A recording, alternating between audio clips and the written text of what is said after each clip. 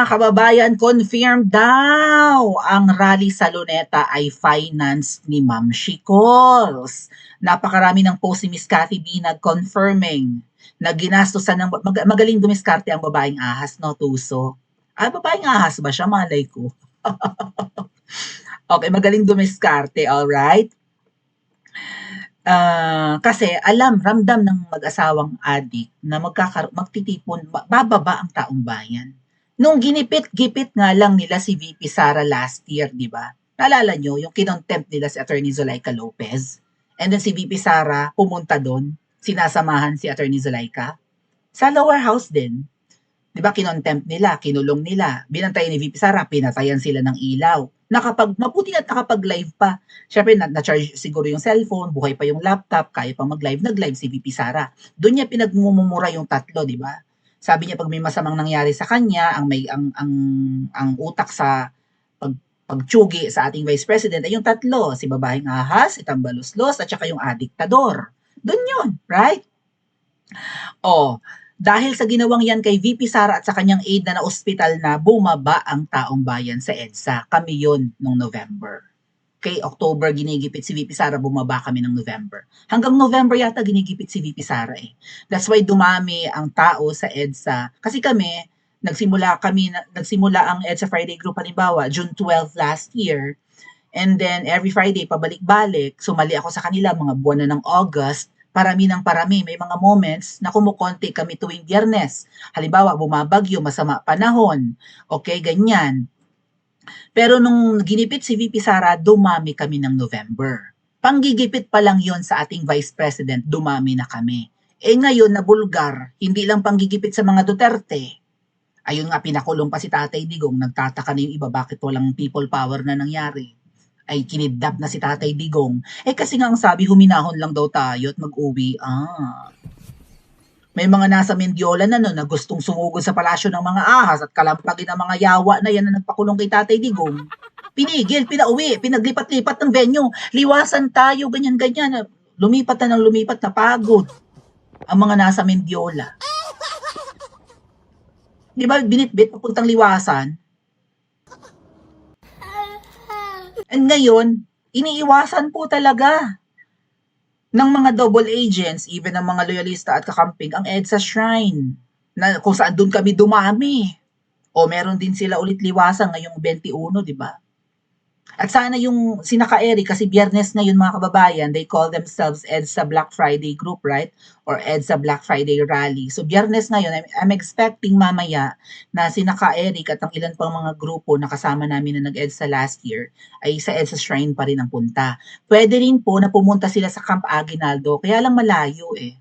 Unless magte-train ka, sasakay ka ng MRT, baba ka ng Santolan Station, nandun ka.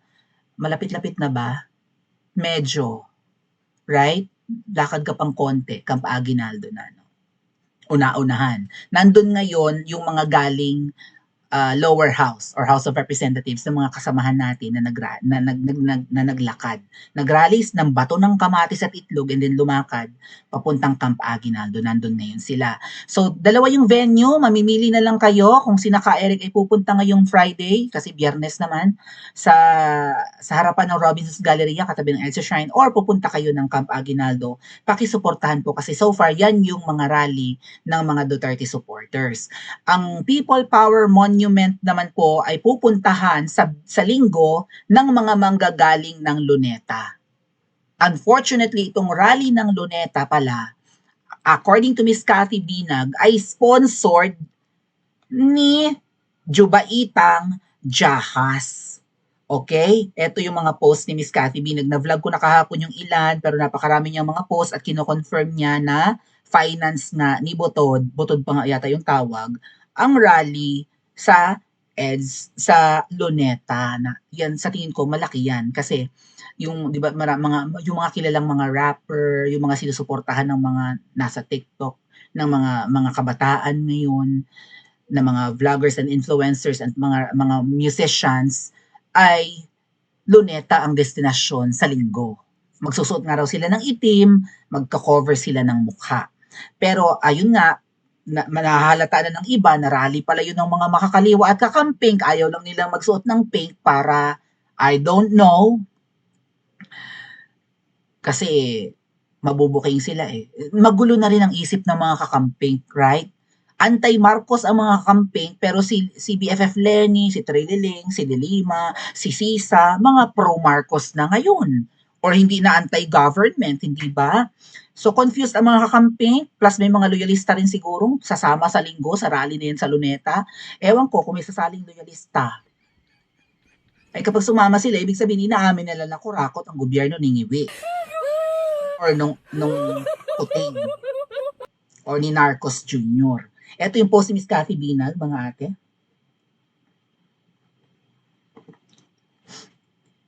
Sabi dito ni Miss Cathy Binag, confirm! Kaya gustong pumunta ang drama ni Bangag kasi si Ma'am Shi ang nagpondo ng rally.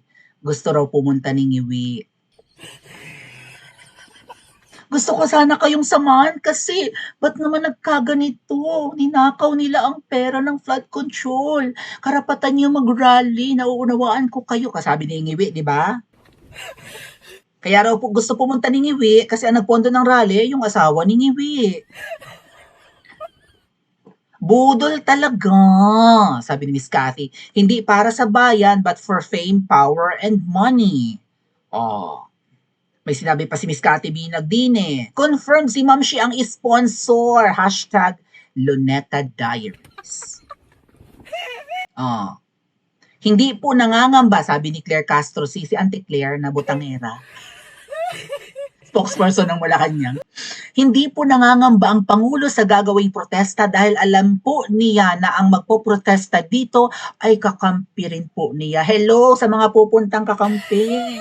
Kakampi nyo raw si Ngiwi. Hindi nangangamba. Budolero rin si Ngiwi. Gusto ko sanang pumunta para naman, di ba, suportahan kayo na bakit naman nagkaganito. Nanako ang poke ng ina. Ang sarap magbigay ng analogy, kaya lang huwag na eh. Oh. Na, parang, ganito yan. Sige, bigyan na natin ng analogy. Yung presidente ng classroom, okay, ba, nasa isang section tayo, royal class, section royal class, nasa isang classroom tayong lahat. Ang sabi ng class president natin, susuportahan daw niya yung rally ng mga klase natin sa loob ng classroom. Kasi bakit naman ganito? Yung class fund, di ba nag-aambagan tayo ng piso araw-araw, nakalikom na tayo ng marami-rami. Araw-araw nag-aambagan tayo para sa kung anumang project or para sa Christmas party. Di ba tuwing December may Christmas party ang ating section? Kunwari estudyante tayong lahat. Okay? Kaso mo, yung nalilikom na pondo ng ating section, nanakaw ng mga opisyalis. Di ba? May vice president, may secretary, treasurer, auditor, sergeant at arms, escort. Ganon, di ba? Shout out na magre-reminisce tayo ng, di ba, ng ating high school life or college life or elementary life. Bahala kayo dyan. So, nanakaw ng ilang opisyalis ng ating section ang pera. Sabi ng presidente natin, magrarally yung mga klase, magrarally tayo, magkakaklase, no? Ibo-boycott natin yung mga magnanakaw na opisyalis. Sabi ng class president nating si Ngiwi, kasali siya sa ating section ng poke ng ina. Siya ang binoto nating presidente ng classroom eh. Kuha niyo yung analogy. Sabi niya, gusto ko sanang samahan yung inyong rally sa ating classroom. Kasi bakit naman ganito? Bakit naman nanakaw ng ibang mga opisyalis na kaklase natin yung pera? Wala tuloy tayong gagastusin sa ating Christmas party. Ano mararamdaman natin? Puki lang ina mo, ikaw presidente na classroom natin, tapos gusto mong puki lang ina mo, saan mo sa puki na inuutil ka? Hampasin ka namin ng 2x2 king ina mo ka. Burn na, right? Hindi naman daw nangangamba yung ating class president sa gagawin nating protesta kasi kakampi raw natin siya. Puki lang ina mo, inuutil kang presidente ng classroom. Yung ina-anticipate natin na Christmas party na may monito-monita pa at exchange gift at may handang spaghetti at ice cream. Mukhang hindi na matutuloy kasi nanakaw na ng mga opisyalis, kapwa mo opisyalis. Tapos hindi mo kayang panagutin yung mga nagnakaw, makakasabwat itong class president natin. Kasimple-simpleng analogy, kuha nyo. So, ang sponsor daw pala ng rally natin ay si Ma'am Shi. Patay tayo diyan. Ano ba ite? Anyway, iwanan na natin yung ating analogy. Isa pa rin po sa nagbubuking na ang rally pala sa Luneta na yan ay budol. Balik na tayo sa original nating topic. Ay yung isa rin sa appointee ni PRRD, right? Si Greco Belhica ng PACC, Presidential Anti-Corruption Commission thingy-thingy na dinisolve ni Ngiwi, right? Inabolish ni Ngiwi. 'Di ba si Greco Belhica nasa PACC yan dati? Ano sabi niya? Babala na infiltrate po ng mga komunista ang maraming rallies sa linggo, September 21st, 2025. Huwag po yun ang inyong daluhan, baka mapahamak. We received reports that they have plans to be violent and cause trouble. However, retired generals, military officers, civic and religious leaders have organized a prayer vigil for truth and justice at the Gate 4 of Camp Aguinaldo in EDSA, Quezon City. Yung ongoing na rally ngayon, yung nag-vigil kagabi, dyan yung sa harap ng, or sa Gate 4 ng Camp Aguinaldo, katapatan ng krame. Doon po tayo magkita at sama-samang manalangin at manindigan laban sa korupsyon at pang-aabuso sa kapangyarihan. Bring your own prayer candle, water, and food. Manampalataya at manalangin dahil ang Diyos ang lalaban para sa atin. Magdala rin po kayo at magbaon kayo ng damit. Kung makakapagdala kayo ng sapin, higaan, yung mga kasama namin dati nag-EDSA, may dala-dala mga karton. And I hope itong mga nagtitipon-tipon po sa harap ng Camp Aguinaldo ay lumakad na rin papuntang EDSA Shrine. Kasi baka mamaya itong grupo na nagtitipon-tipon sa Camp Aguinaldo ay pinipigil talaga na mag-proceed sa EDSA Shrine kung saan doon nga po yung nakaraang mga people powers. Okay, yung people power 1 and 2 doon yung sa EDSA Shrine. Hindi ko alam kung bakit nasa Camp Aguinaldo pa rin sila. Hindi sila masyadong kita ng taong bayan dyan. Unlike sa EDSA Shrine, simbahan yon, may mga magsisimba sa linggo, may mga mall goers araw-araw kasi katabi ng Robinson's Galleria, may mga lumiliko, sabi ko nga sa inyo, ng mga pampasaherong sasakyan, jeep, bus, dyan sa cross, sa ano yan, sa Ortigas. So, mas kita po ang rally sa harapan ng Robinson's Galleria and EDSA Shrine kesa sa Camp Aguinaldo. Ang paborito naman po ng mga makakaliwang grupo ay ang People Power Monument. Okay? Yung medyo liblib nga rin. Medyo pinapagitnaan ng Camp Aguinaldo at EDSA Shrine yung People Power Monument. Okay? Kasi yung rally po sa Luneta na infiltrated na nga po ng mga makakaliwa at kakamping ay maglalakad. Ang tawag nila ay Trillion Peso March mula Luneta. After ng event nila sa Luneta, lalakad sila papuntang People Power Monument. Okay, malaking crowd yan, baka nga maging people power na yan, kaya naka-receive po ng intel si Greco Belhica na magkukos daw po sila ng trouble at magba-violate daw po sila, magiging violente raw po ang rally ng mga kakamping at ng mga makakaliwa. So kaya siguro sila lalakad, no, madadaanan nila yung EDSA Shrine at saka yung Robinson's Galleria bago sila makarating ng monument, People Power Monument. So kung sino man po yung mga nagtitipon, well, kung hindi pupunta ang mga nasa Camp Aguinaldo, sa EDSA Shrine at saka sa Robinsons, walang madadaanan na rally yung crowd na manggagaling ng Luneta hanggang People Power Monument kasi nasa Camp Aguinaldo, nasa unahan pa yung mga nagrarally so far ng mga DDS.